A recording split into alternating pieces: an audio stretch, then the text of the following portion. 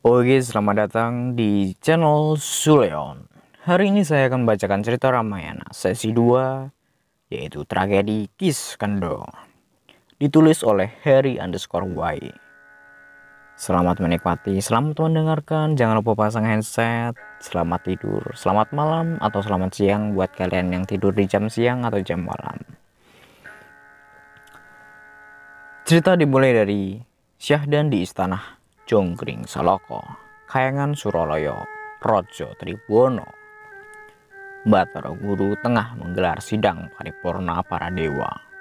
Dalam sidang tersebut, Sang Hyang Guru membicarakan perihal ancaman Prabu Mahesasura, Raja Siluman negara Gua Kiskandha yang telah ditolak lamarannya atas Dewi Tara, putri Bathara Indra yang bersemayam di Kayangan Kaindran. Sabto Sang Hyang Kirinoto didampar kencana Marcu Pudo. Bathara Dewita Jawoto Sang Sanga. Bersiaplah kalian untuk menghadapi kemungkinan ancaman Mahesasura yang akan membuat kerusuhan di Kadewatan Suralaya. Karena lamarannya terhadap Dewi Tara telah ditolak kepada Indra, aku tugaskan memegang tanggung jawab memimpin pasukan Kadewatan dalam menghadapi kekuatan bala tentara siluman Gua Kiskandha yang akan membuat kerusuhan, mengganggu ketenteraman Suralaya. Para dewa segera melaksanakan perintah Raja Tribhuwana. Mereka lalu mempersiapkan diri menyongsong Raja Duramaka yang berniat buruk terhadap ketenteraman Kadewatan. Bathara Narada, Bathara Bayu, dan Bathara Brahma ikut serta mendampingi Bathara Indra. Gebyar jagat Pramudya Dito. Bumi gonjang ganjing, langit kelap-kelap. Tiba-tiba Chandra di muka menggelar memutahkan lahar panasnya. Asap hitam gimbalnya menggumpal di angkasa, menaungi Kayangan Suralaya sebagai tanda akan terjadi huru-hara di Kayangan. Tidak lama setelah kawah Chandra di muka bergolak memuntahkan laharnya disertai asap hitam dan suara menggetarkan dari arah gerbang Salamatangkap. Dua Duruwiksa penjaga gerbang Kadewatan, Cingkorobolo dan Balaupata berlarian menuju alun-alun Kayangan Suralaya. Keduanya melaporkan kepada Bathara Narada bahkan bala tentara siluman Gua Kiskandha telah terlihat sedang bergerak menuju Kayangan Suralaya. Bathara Narada dan Bathara Indra memberi perintah kepada pasukan Kadewatan agar secepatnya menghadang pasukan Gua Kiskandha di lereng Gunung Mahemaru. Bathara Indra menghindari pertempuran di dalam lingkungan Kayangan karena dikhawatirkan akan merusak tatanan Suralaya. Pasukan Kadewatan yang dipimpin Bathara Indra segera melesat terbang menyambut kedatangan musuh. Di lereng Gunung Mahemaru, pasukan Kadewatan telah menghadang pasukan Gua Kiskandha.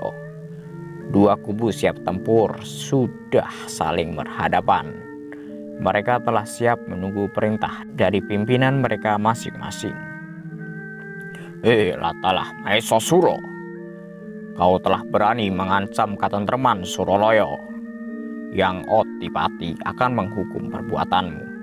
Ingat Mahesasura, dulu Manikmaya pernah menaklukkan Gua Kiskandha dan mengampunimu. Untuk itu, sebelum semuanya terlanjur, lebih baik kau dan seluruh pasukanmu kembali ke Gua Kiskandha. Bathara Narada mencoba mengingatkan Prabu Mahesasura agar Raja Duratmoko itu membatalkan maksudnya yang ingin membuat makar di Kadewatan. Mahesasura dan Lembusura adalah dua siluman raksasa kakak beradik penghuni kerajaan Gua Kiskandha. Mahesasura menobatkan dirinya menjadi raja di Gua Kiskandha, dan Lembusura diangkat menjadi patihnya. Nama Maesa Suro sendiri mengandung arti Maesa, yaitu kerbau, Suro, yaitu berani atau sakti. Wujud Prabu Maesa Suro adalah raksasa berkepala kerbau, sedangkan Lembu Suro berwujud raksasa berkepala sapi. Sesuai dengan namanya, lembu yaitu sapi, Suro yaitu berani atau sakti. Prabu Maesa Suro memiliki tunggangan seekor singa bermuka raksasa bernama Jotto Suro. Rakyat Gua Kiskenda adalah bangsa siluman binatang yang beraneka rupa bentuknya.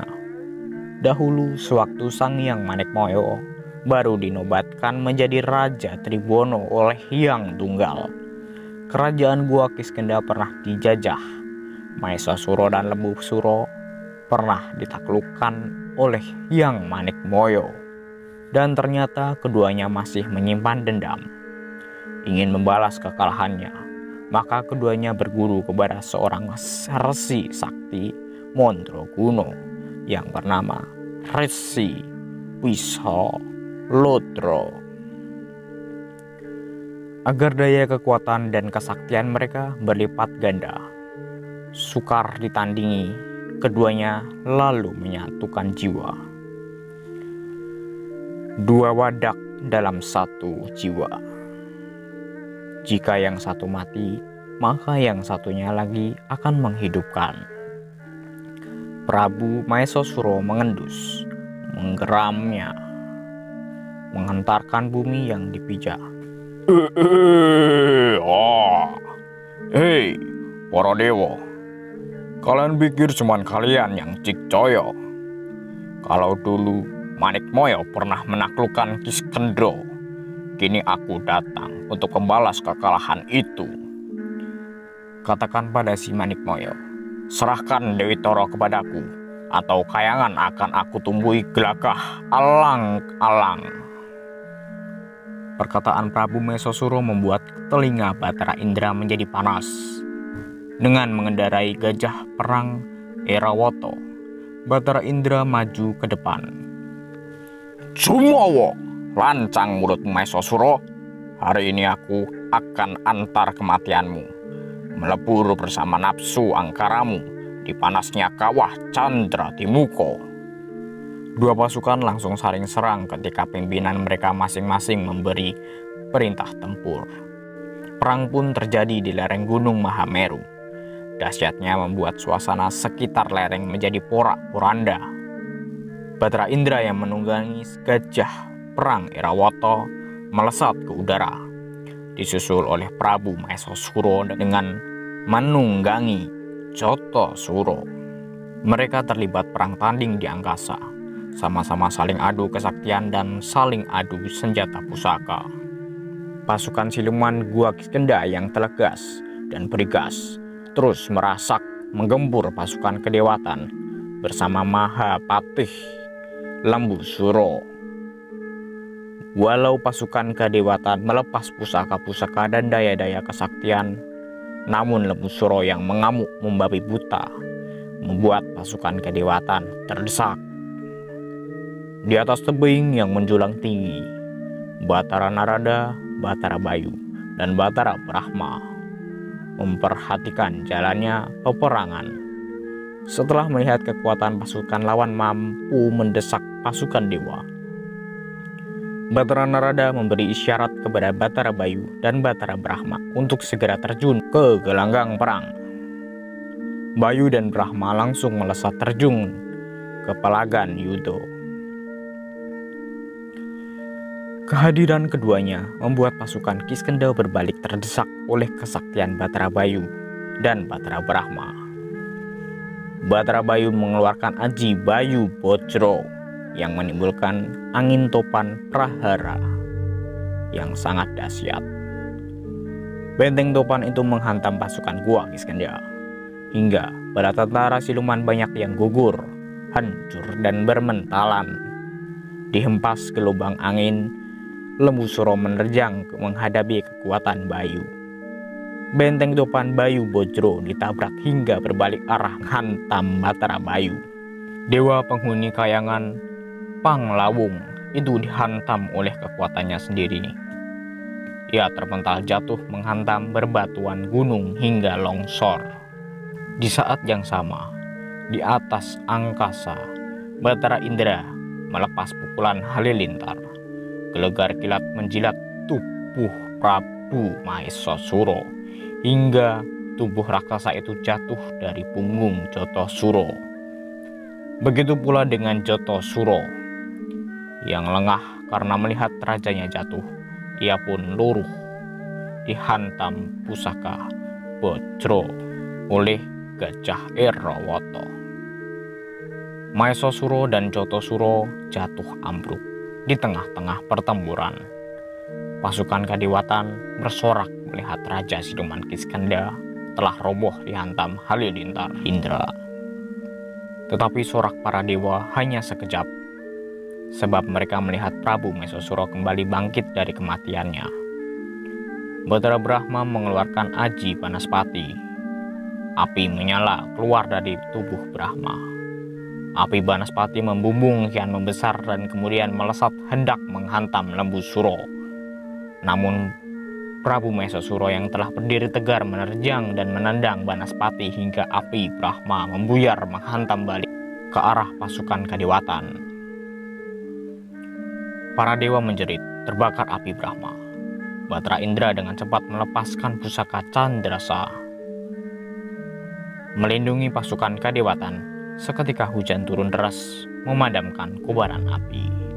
Hiruk pikuk pertempuran menyamarkan pandangan mata. Kabut gunung, asap, api, debu, dan derasnya hujan dimanfaatkan oleh Prabu Mahesasura untuk menerobos masuk ke dalam kayangan. Dengan menggunakan aji Halimun, Mahesasura dan Jothosuro pergi meninggalkan medan perang. Mereka menembus gerbang selama tangkep. Secara diam-diam mereka menyelinap ke kayangan dan terus menerobos masuk mencari Wisma Papariwarna, tempat bersemayamnya para bidadari. Perang masih berkecamuk. Para dewa dan siluman saling begalan pati. Begitu pula dengan Lembu Suro yang bertarung menandingi Brahma.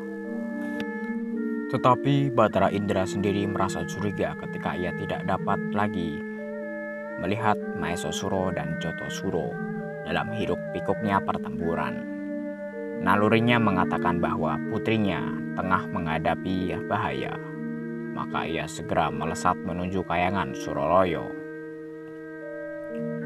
Di kayangan Suraloyo, Batara Indra sangat marah ketika melihat para bidadari berteriak-teriak ketakutan berhamburan keluar dari Wisma Papariwarna. Prabu Mahesasura telah berhasil menculik Dewi Toro. Prabu Batara Indra itu telah tergolek pingsan di bahu kiri Prabu Mahesasura. Berdepah licik, kalian memang sebangsa Durat Moko yang tidak memiliki tata krama. Perang tanding kembali terjadi antara Batara Indra dan Prabu Mahesasura. Tetapi Indra menjadi kebingungan ketika ia hendak mengeluarkan kesaktiannya halilintar, sebab putrinya berada di dalam cengkraman lawannya. Prabu Mahesasura tidak menyia-nyiakan kesempatan. Batara Indra ditanduk dan Gajah Erawata ditendang hingga mental. Melihat Indra dan Erawata masih terkapar, Prabu Mahesasura segera pergi meninggalkan kayangan. Ia melesat terbang bersama Jatasura. Sementara itu, Lembu Suro yang sedang menghadapi kesaktian Brahma beberapa kali dihantam dengan aji Banaspati. Batara Bayu tidak tinggal diam. Ia membantu Brahma dengan aji Bayu Bojro. Api dan angin saling menggulung melabrak Lembu Suro. Mahapati Guo Kiskendha itu ditangkap dan digelandangkan oleh Batara Bayu dan Brahma.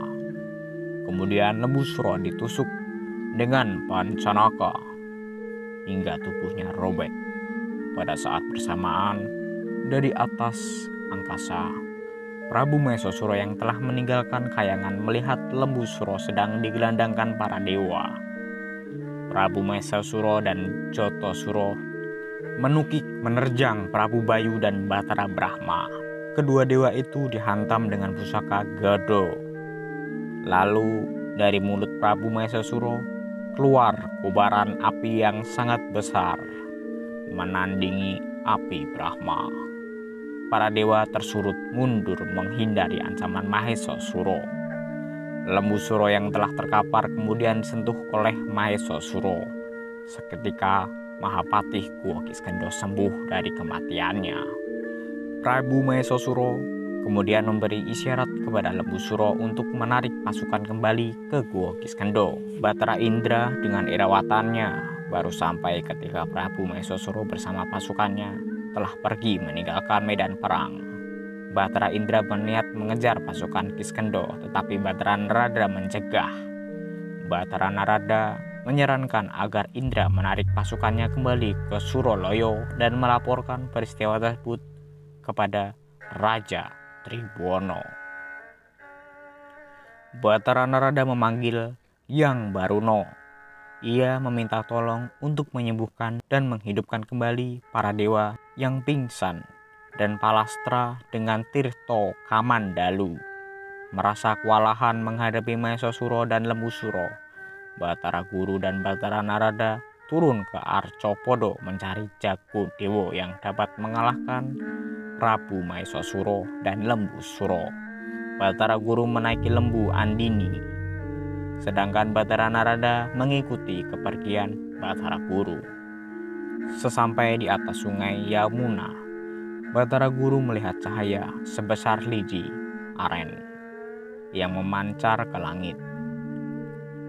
Ternyata pancaran cahaya berasal dari Dewi Anjani yang sedang bertapa. Batara Guru iba hatinya melihat Dewi Anjani jarang sekali mendapatkan makanan yang masuk dalam mulutnya. Batara Guru memetik daun sinom atau daun asam yang masih muda dan melemparkan ke depan mulut Dewi Anjani. Melihat ada makanan di hadapannya, Dewi Anjani segera melahapnya. Apa yang terjadi? Dengan kesaktian Batara Guru, Dewi Anjani menjadi berbadan dua. Wajah dan anggota badan yang berwujud kera kembali menjadi seorang dewi yang cantik jelita. Kelak Dewi Anjani melahirkan seorang anak berwujud kera putih yang diberi nama Anoman. Batara Guru memanggil beberapa bidadari untuk memberi pakaian dan merias wajahnya. Kemudian Batara Guru memerintahkan para bidadari untuk membawa Dewi Anjani ke kayangan. Batara Guru dan Batara Narada melanjutkan perjalanan ke hutan Sunyo Pringo, menemui Subali yang sedang bertapa ngalong di sebuah pohon besar. Subali dibangunkan dan diajak menemui Sugriwo. Mereka akhirnya bertemu dengan Sugriwo. Batara Guru menitahkan kepada Subali dan Sugriwo untuk menyelamatkan Dewi Toro yang diculik Prabu Mahesasuro dan Lembu Suro. Dan jika berhasil, akan diberi hadiah Dewi Toro untuk diperistrikan. Setelah memberikan pesan-pesan, Batara Guru dan Batara Narada kembali ke kayangan. Tak berlama-lama, segeralah mereka menuju ke Guwa Kiskendha. Sesampainya di Guwa Kiskendha, mereka dihadang pasukan Kiskendha. Setelah melalui pertempuran sengit, akhirnya mereka dapat mengalahkan para pasukan Guwa Kiskendha dan berhasil membebaskan Dewi Toro. Demi keselamatan Dewi Toro, Subali memberi tugas pada Sugriwo untuk membawanya keluar dari gua terlebih dahulu. Sementara Subali akan menghadapi Mahesasuro dan Lembu Suro. Subali gundah hatinya. Di dalam hati, ia dapat yakin mereka bisa mengalahkan Prabu Mahesasuro dan Lembu Suro. Sedangkan para dewa saja tidak sanggup untuk mengalahkannya. Subali berpesan kepada Sugriwo menunggu di depan pintu gua saja. Sedangkan Subali sendiri yang akan melawan Prabu Mahesasuro dan Lembu Suro. Apabila nanti ada darah merah yang mengalir ke pintu gua, berarti Subali dapat mengalahkan Mahesasuro dan Lembu Suro. Dan apabila ada darah putih yang mengalir ke pintu gua, adalah pertanda Subali mati dan diminta Sugriwo menutup gua. Sugriwo menangis mendengar pesan kakaknya, namun Sugriwo siap melaksanakan perintahnya. Seperti kita ketahui, Subali berdarah putih, di samping Begawan, Bagaspati dan Prabu Puntadewa. Mendengar kegaduhan yang terjadi, Prabu Maesasura dan Lembusura keluar dari istana. Mereka mendapati Dewi Toro sudah hilang dan hanya ada seorang manusia kera yang ada di hadapannya, ya Subali. Kontak meledaknya amarah Maesasura dan Lembusura. Tanpa basa-basi, mereka langsung mengeroyok Subali. Kali ini lawan Subali sangat tangguh. Berkali-kali Prabu Maesasura tewas, kemudian dilompati Lembusura. Prabu Maesasura hidup kembali. Demikian pula sebaliknya. Dengan sisa tenaga yang ada, Subali segera membenturkan kedua kepala musuhnya sehingga hancur berkeping-keping. Darah dan otak Prabu Maesasura dan Lembusura mengalir ke sepanjang gua.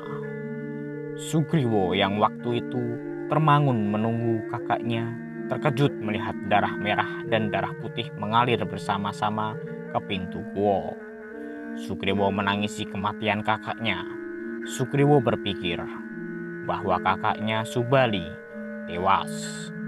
Setelah berhasil mengalahkan Maesasura dan Lembusura, terbukti ada darah merah yang mengalir bersama darah putih kakaknya. Sesuai pesan, kakaknya Sugriwo menutup pintu gua dengan batu-batuan. Sugriwo pergi ke Kayangan untuk menyerahkan Dewi Toro dan melaporkan kejadian yang telah terjadi di Gua Kiskendha di Kayangan. Sugriwo diterima Batara Guru. Menurut Batara Guru akan menganugerahkan Dewi Tara kepada Sugriwo untuk menjadi istrinya. Dengan berat hati Sugriwo menerimanya, karena ia merasa yang lebih berhak adalah Subali. Sugriwo bersama Dewi Toro kemudian meninggalkan Kayangan menuju Gua Kiskendha. Sementara itu, Subali terjebak dalam gua. Subali marah karena adiknya berbuat curang kepadanya. Subali lupa dengan pesan-pesan yang diberikan pada adiknya. Subali bersemedi mohon pertolongan dewa untuk membuka pintu gua. Dengan kekuatan penuh, Subali menghantam batu-batuan hingga hancur berkeping-keping. Setelah keluar dari gua, Subali berangkat ke Kayangan menemui Batara Guru. Subali melaporkan semua kejadian pada Batara Guru. Batara Guru tidak bisa berbuat apa-apa karena Dewi Toro sudah terlanjur diberikan kepada Sugriwo. Karena Subali dianggap sudah tewas. Namun, Batara Guru tidak akan melupakan jasa Subali. Diberikannya kepada Subali Aji Poncosonyo yang mempunyai kekuatan hebat. Aji Poncosonyo menjadikan pemiliknya menjadi sakti dan tidak mati apabila tubuhnya menyentuh tanah. Sementara itu, Sugriwo dan Dewi Toro telah bersemayam di Gua Kiskendha. Tidak lama kemudian Subali memasuki istana Gua Kiskendha, melihat adiknya sedang bersanding dengan Dewi Toro. Subali langsung menarik Sugriwo dan memukulnya. Ditariknya tubuh Sugriwo sehingga keluar dari gua. Perkelahian terjadi antara kedua kakak beradik. Keduanya tidak ada yang mau mengalah, sehingga perkelahian mereka berlangsung sampai beberapa hari. Beberapa malam, Subali sangat geram. Tubuh Sugriwo akhirnya dilempar jauh keluar wilayah Gua Kiskendha. Sugriwo jatuh di hutan Pancawati. Ya, cerita sudah selesai. Dan selanjutnya kita bacakan cerita dari tokoh Anoman. Buat kalian semuanya yang belum subscribe, silahkan pencet tombol subscribe. Dan buat semuanya yang sudah tidur, selamat malam.